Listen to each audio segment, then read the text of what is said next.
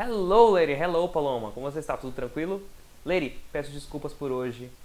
A galera estava motivada, eu também estava muito motivado a fazer a aula de verdade, mas infelizmente fui pego de surpresa e eu tenho imprevisto, ok? Tive um imprevisto e não poderia realizar a aula de hoje. Mas, em contrapartida, preparei uma aula gratuita para você, uma aula bônus, né? Sobre o que eu iria falar, de adianta para a próxima aula, para você poder encaixar aí e potencializar sua gramática, ok, Lady? Vamos lá, Lady. Preparei para você hoje um lance de gramática muito interessante, né?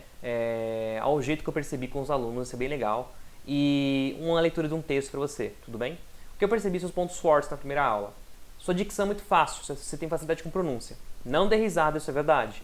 Sua pronúncia é muito boa, né? E eu vi o seu interesse pela gramática. Se você tiver uma base gramatical muito boa, eu garanto para você que em 2 ou 3 meses você tem uma base legal de gramática e vai começar a compreender textos. Tudo bem? Prometer fluência, como eu disse, seria injusto, mas compreensão de texto tenho certeza. Okay, lady? So let's go, lady, yes? Sem mais enrolação, vamos lá. Lady, o que eu quero dizer para você hoje são duas nuances legais de gramática. Como o inglês define os plurais e como o inglês define uma conjugação verbal que nós falamos na aula passada. Nós sabemos que os verbos, lady, não tem muitos desdobramentos. Né? Vamos pegar o verbo travel, que a gente sempre trabalha com o verbo travel, muito claro, muito tranquilo, né? Com o verbo viajar. Lady, se eu pegar o verbo travel, eu vou destrinchar quase todas as possibilidades que ele tem. Tudo bem? Então vamos lá, Lady.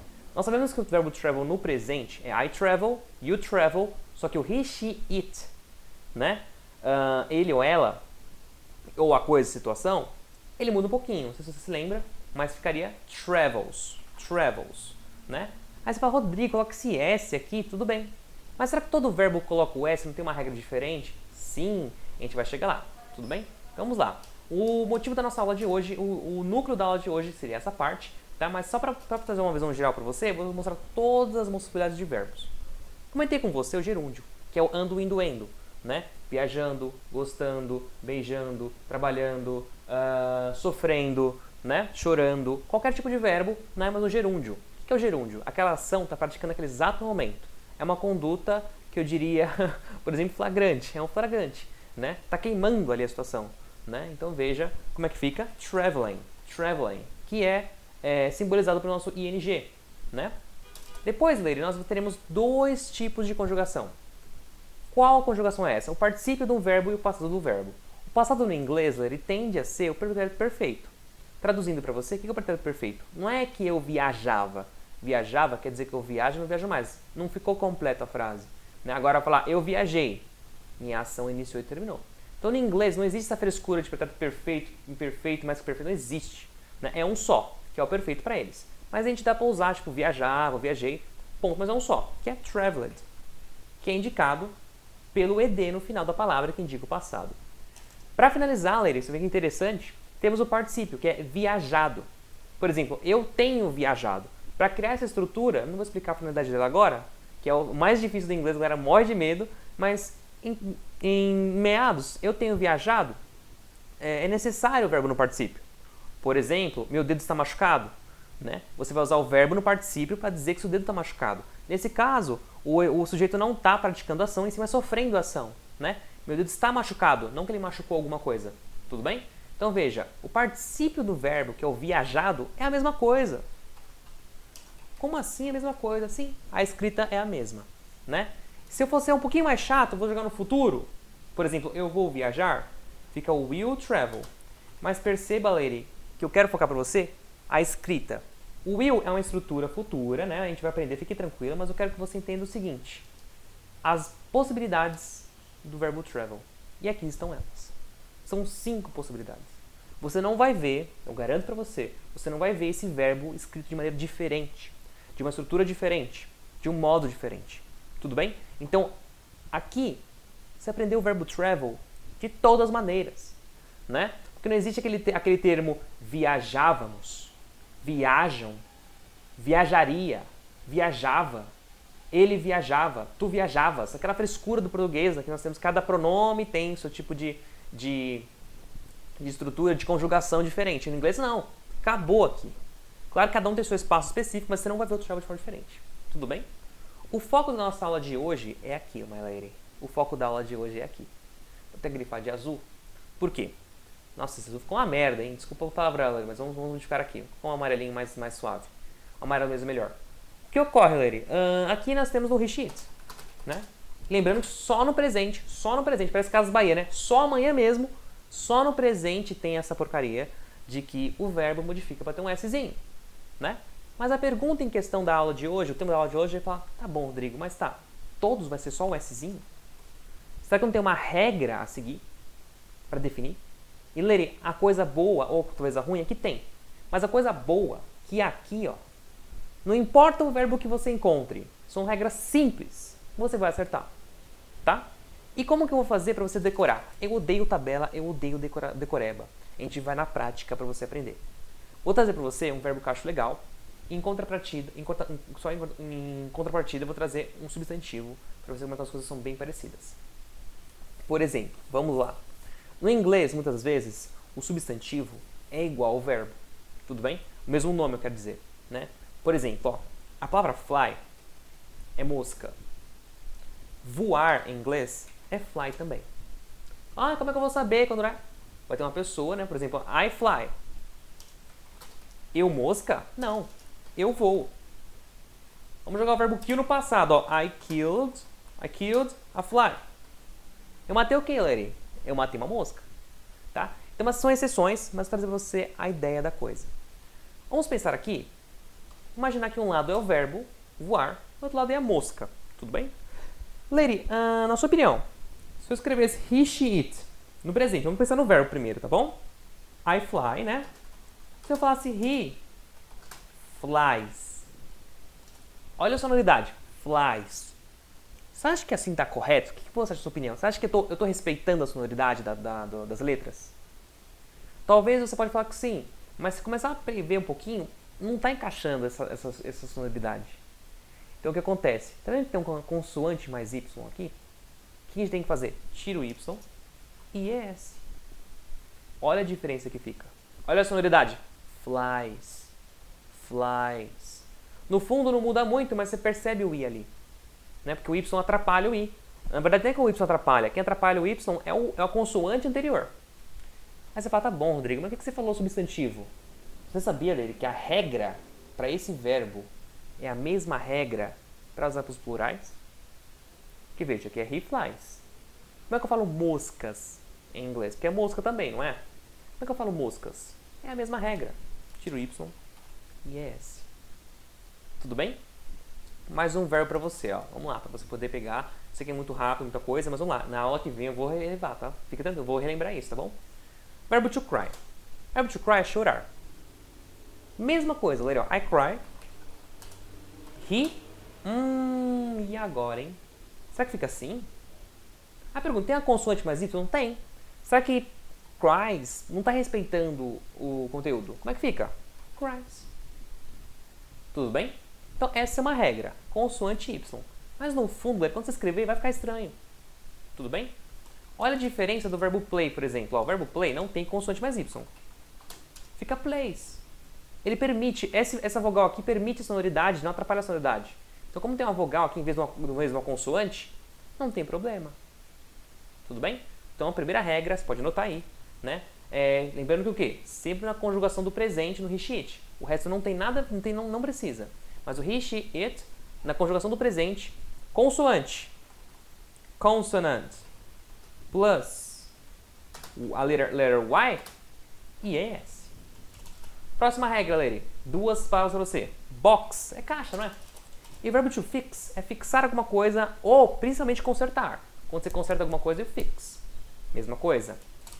I, you, he, she, it. O he, she, it vai dar pau, porque ele vai mudar esse fix, né, Lery? Como é que fica? Vamos lá. He, she, it. Oh my gosh, de novo, hein? Fix, fix, fix, fix. Lery, a sonoridade aqui é fixes. Fixes. Fixes? Tá respeitando a sonoridade assim, será? Fixes? Acho que não, né? Fixes só com S? Tá estranho. E que tal assim? Fixes. Fixes. Palavras. Pode notar. Palavras chamadas em X. SH. CH. ES no final. Tudo bem? Tá? Eu sei que é muita regra, muita coisa, mas assim, por naturalidade, por instinto, você vai decorar. Por exemplo, beleza, Rodrigo, por que você escreveu caixa aqui? Porque é a mesma regra. Caixa em inglês, beleza, caixa. E no plural, como é que fica? Box, box.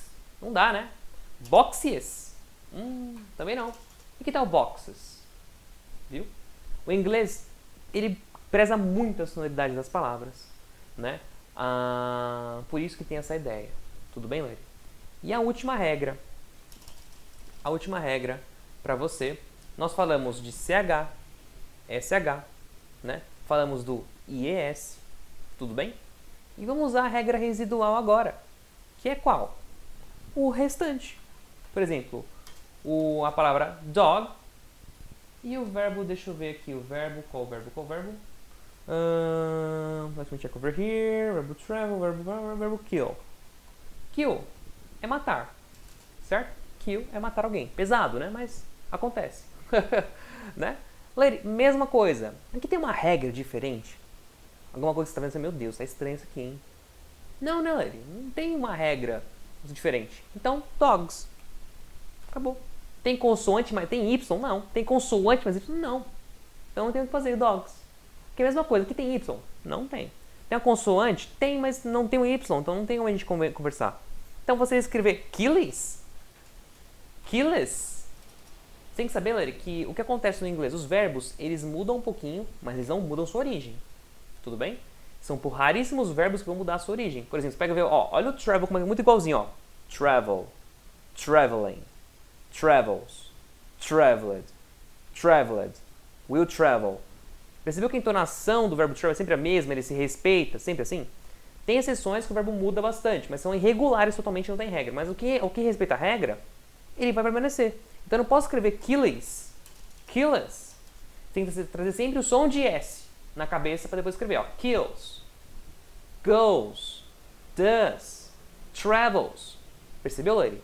Yes? Então é muito importante ter essa noção. Então aqui tem regra? Não tem. Então, kills. Tudo bem? Então, Lery, o que ocorre? Esses verbos, vou trazer o travel de novo, he, she, he, it. Escrever a sequência correta, a sequência normal, né? Olha lá, ó. Essa conjugação aqui, Lery, essa estrutura como regra, você não terá dificuldade em definir. Tenho certeza, a gente vai treinar, a gente vai solidificar. Aqui não tem por onde você falar, meu Deus, eu tô com confusão, eu acho que não é assim. Você vai seguir a regra, vai aplicar a regra, você nunca vai errar. Tudo bem? É a mesma coisa com gerúndio. Tem algumas regrinhas que a gente vai aprender, mas você nunca vai ter problemas em definir esses caras. Tudo bem? Adiantando para você, Paloma, o que ocorre? Quando a gente fala do passado e do particípio, esses dois carinhas, como o travel é regular, não tem problema. Daí que nasce, Paloma, essa ideia, tipo, ele é um verbo regular. Quando eu falo, ele é um verbo irregular, né? Que nem, por exemplo, ó, o verbo pagar. Eu paguei, a conta está paga. Percebeu que alguns verbos não permitem isso? Vejo, vi, visto. Você tem visto a Paloma? Você tem visto o Danilo? Percebeu que o verbo ver, ele tem várias modalidades informais? A gente não ficou numa tabela vendo loucamente na escola, a gente foi aos pouquinhos, foi aprendendo, foi entendendo, até solidificar. Tudo bem? Confesso pra você que você fala, meu Deus, o Rodrigo é louco, é sem noção. É a parte mais difícil do inglês. Que é o quê? Você aprender, né? Memorizar, assim, aprender alguns verbos que são irregulares. Por exemplo, ó, vamos pegar o verbo fazer. A gente escuta muito esse verbo, que é o verbo to do. O verbo to do é fazer algo. To do your homework, to do your job, to do your chores, seus afazeres de casa. Yes? To do your fazer suas coisas. Yes? O verbo fazer, a ideia de executar alguma coisa. Então veja, meu Deus, como é que eu escrevi esse verbo? É muito difícil. Mas vamos ver as regras. Olha o reshit aqui, ó. Como é que fica?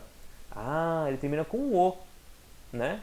Ele termina com um O, é a mesma regra que a gente viu aqui em cima, ó. Termina com um O, X, o O também entra aqui, ok, Lery? O, X, SH, CH. Porque veja, ó, vamos. Você acha que assim ficaria legal? Does, he does, does. Não dá, né? Então, como é que fica? He does. Então, como é que fica? He, she, it. É a mesma regra. Yes, no final. Mas o que acontece, Leire? Tá vendo esses dois caras aqui, ó, que eu tô comentando com você, o passado e o particípio? É onde a porca entorta o rabo um pouco. Porque não tem regra pra gente definir. Alguns verbos, eles não encaixam a regra. Porque ficaria do it. Para mim, parece bem estranho. Tudo bem? Então, como é que é o verbo eu fiz no inglês? Did. Nossa, Rodrigo, nada a ver. Mas assim, fique tranquilo, porque é igual pra todo mundo. Não vai ter um did diferente pro he, pro she, não é igual pra todos. Então, eu fiz, ela, ó, a mesma coisa assim, eu fiz, ela fiz, eu fiz, nós fiz, ele fez, ele fiz. É tudo igual pra todo mundo, né? Então, veja, o passado do verbo do é o did. Mudou totalmente, não tem regra, né? Infelizmente. Quando você fala assim, nossa, seu trabalho foi bem feito. Your job was well done. Certo? Well done. Que é o done, que é o particípio do verbo. Lembrando, passado, particípio. Viajei, viajado, fiz, feito. Tudo bem, Maleri? Beleza? Claro que a gente vai rever isso daqui, rever várias vezes, fique tranquila. Espero que você goste dessa aula, tudo bem? Tá? Para solidificar o seu inglês, né? E trazer nuances nesse sentido.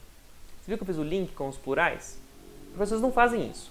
Porque numa aula coletiva vai confundir todo mundo, vai virar uma bagunça e não vai adiantar nada. Mas para você eu me arrisco e faço isso. Tudo bem? Com parte da metodologia para você crescer, não de forma corrida, mas de forma a entender como o inglês funciona. Tudo bem?